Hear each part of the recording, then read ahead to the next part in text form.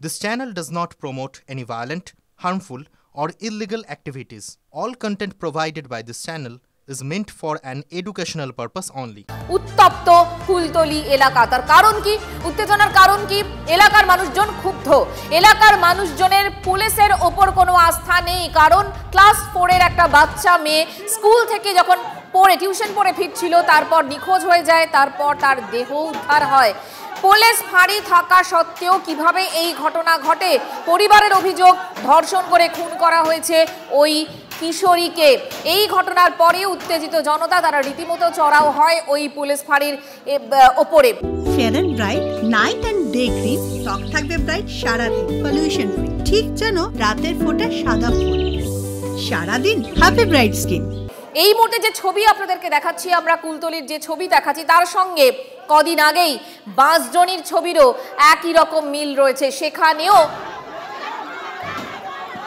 সেখানেও পুলিশের ওপর কোনো রকম আস্থা রাখতে পারেননি সাধারণ মানুষ, এলাকার মানুষ, এবং সেখানেও ডাম্পারে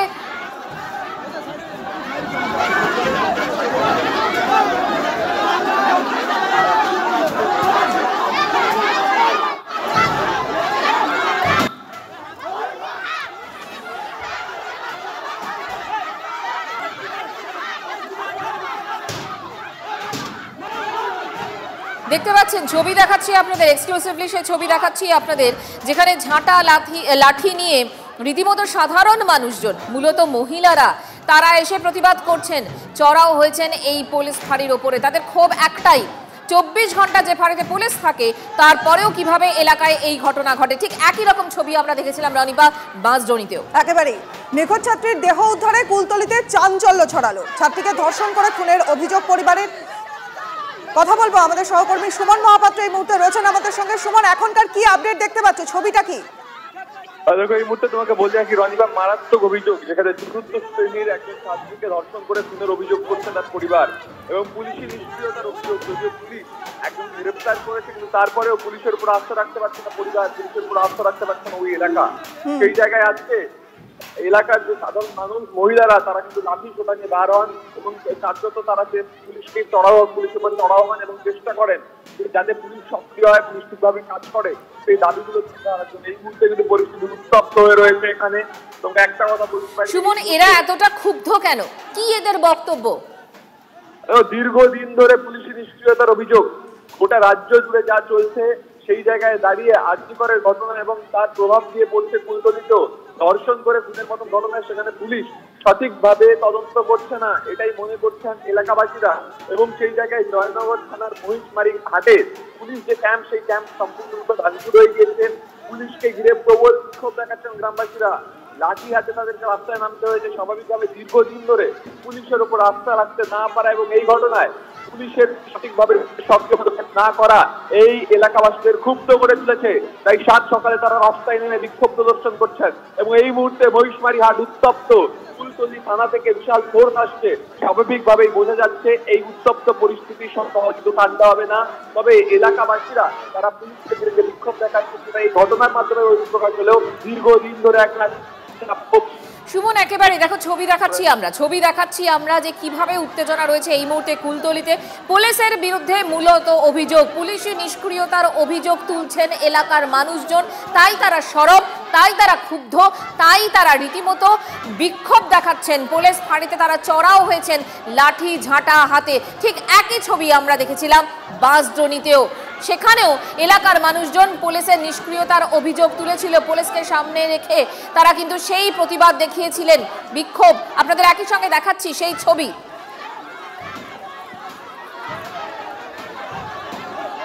জয়নগর, বাঁশজনি, পাশাপাশি ছবি দেখাচ্ছি আপনাদের। শিশু সুরক্ষা কমিশনের অ্যাডভাইজার অনন্যা চক্রবর্তী এই মুহূর্তে আমাদের সঙ্গে টেলিফোনে রয়েছেন। অনন্যাদি, কুলতলির ঘটনাটা সকালবেলা নিশ্চয়ই আপনি শুনেছেন। ক্লাস 4 এর একটি বাচ্চা মেয়ে টিউশন থেকে বাড়ি ফিরছিল, তারপর উধাও হয়ে যায়।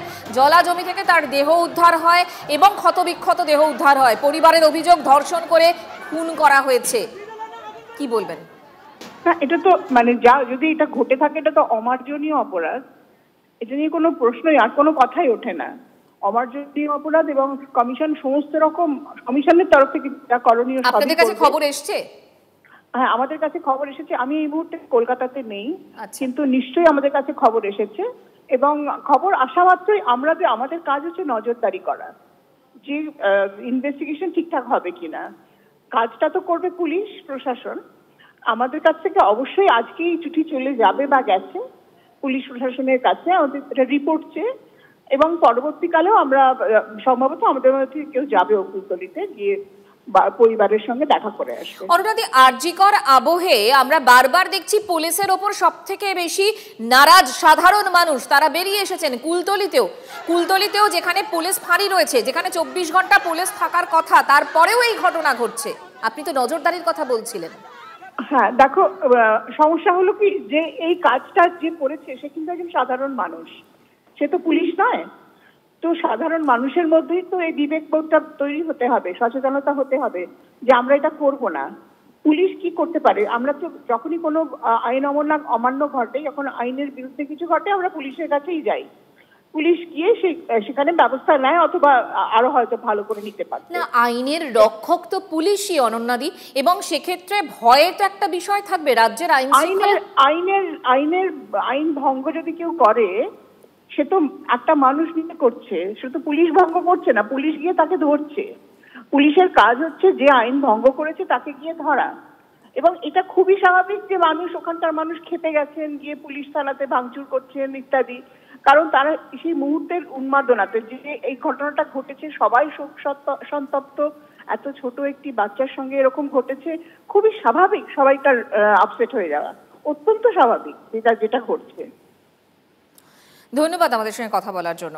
শিশু সুরক্ষা কমিশনের অ্যাডভাইজার অনন্যা চক্রবর্তীর সঙ্গে আমরা কথা বললাম। আরও একবার আপনাদেরকে ছবি দেখাবো। রীতিমতো চাঞ্চল্য, উত্তেজনা কুলতলিতে, দক্ষিণ 24 পরগনার কুলতলি, এবং সেখানে ক্লাস 4-এর একটি বাচ্চা মেয়ে, সে উধাও হয়ে যায়। তারপর তার নিথর দেহ, ক্ষতবিক্ষত দেহ উদ্ধার হয়, এবং পরিবারের অভিযোগ ধর্ষণ করে খুন করা হয়েছে ওই ছাত্রীকে। আমার বক্তব্য হচ্ছে, যে অপরাধ করেছে তাকে আমরা একদম অবধারিত সাজা করিয়ে দেবো। স্যার যদি না পারি, আমি কুলতলি থানার আইসি, তবু আমি তোমাকে কথা দিচ্ছি, পুলিশের পক্ষ থেকে কথা দিচ্ছি, আমি অবধারিত। আমি তো তোমাকে পরিচয় দিচ্ছি, আমি কুলতলি থানার বড়। তোমরা আমার সঙ্গে যোগাযোগ রাখো, আমার কথা শুনুন ভাই, তোমরা আমার সঙ্গে যোগাযোগ রাখো। একটা ঘটনা ঘটেছে, তার জন্য আমরা এখানে চলে এসেছি। আমি কথা দিচ্ছি তোমাদের, ওই অপরাধী সাজা হবে, আমি দায়িত্ব নিয়ে করাবো। এক, 2 নম্বর হচ্ছে এই ক্যাম্পেজ অফিসার যে এটা কালকে করেছে, আমি আমার সাহেবদের সাথে কথা বলে, এটা আমার ক্ষমতাই নেই, সাহেবদের সঙ্গে কথা বলে তার যথাযথ পানিশমেন্টের ব্যবস্থা করে দেবো। এই আর তোমাদের কি ডিমান্ড আছে বলো? স্যার লাশ আমাদের এখানে আনতে হবে স্যার। স্যার একটা বডি ও স্যার আমাদের একটা শুনুন, হ্যাঁ পোস্টমর্টম করে নিয়ে আনতে হবে। পোস্টমর্টমটা হোক, এটা নিয়ে আমি তোমাদের পোস্টমর্টমটা আরেকটা দাবি আছে, শুনুন, আপনারা যেভাবে বলবেন স্যার, যেখান থেকে তোমরা যা যা ডিমান্ড করছো আমি সবগুলো আসল অপরাধী চাই ফাঁসি, আমরা চাই ফাঁসি নয়, আমাদের কাছে 30 সেকেন্ড ছেড়ে দাও, আমাদের অপরাধীটা 30 সেকেন্ড ছেড়ে দাও, ফাঁসি না রে, আমরা চাচ্ছি 30 সেকেন্ড। পুলিশের সঙ্গে বক্তব্য বচসা আপনাদেরকে দেখাচ্ছিলাম। এই মুহূর্তে এলাকার মানুষজন যথেষ্ট ক্ষুব্ধই রয়েছেন। ঝাঁটা লাঠি হাতে চড়াও হয়েছেন রীতিমতো উত্তেজিত জনতা। জয়নগরের মহিষমারি ফাঁড়িতে ভাঙচুর, আগুন, বাইকে আগুন লাগানোর অভিযোগ, পুলিশকে মারধরের অভিযোগ গ্রামবাসীদের বিরুদ্ধে। ঝাঁটা পেটা করে পুলিশকে তারা ক্ষুব্ধ গ্রামবাসীদের। পুলিশ পরিস্থিতি নিয়ন্ত্রণে আনার চেষ্টা করে, সেই ছবিও আপনাদেরকে আমরা দেখালাম।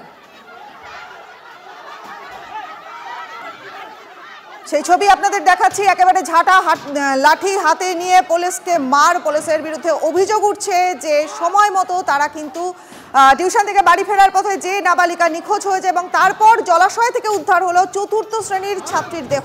নাবালিকার দেহে একাধিক আঘাতের চিহ্ন পাওয়া গেছে। পাশাপাশি ঘটনায় জড়িত যে যুবক, তাকে গ্রেফতার করেছে পুলিশ।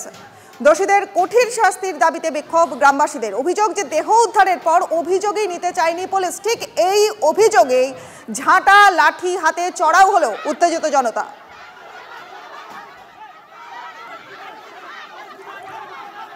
পুলিশ ফাঁড়ির বাইরে বাইকে আগুনের ছবি দেখাচ্ছি আপনাদের। উত্তেজিত জনতায় এই বাইকে আগুন ধরিয়ে দেয়। পুলিশকে ঘিরে ধরে বিক্ষোভ, পুলিশের বিরুদ্ধে বিক্ষোভ। যে ছবি আমরা কুলতলিতে দেখতে পেয়েছি ঠিক একই ছবি আমরা দেখতে পেয়েছি বাঁশদ্রোণীতেও।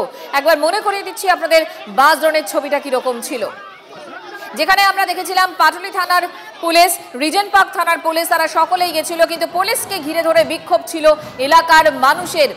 ডাম্পারের চাকায় পিষে মৃত্যু হয়েছিল এক ছাত্রের।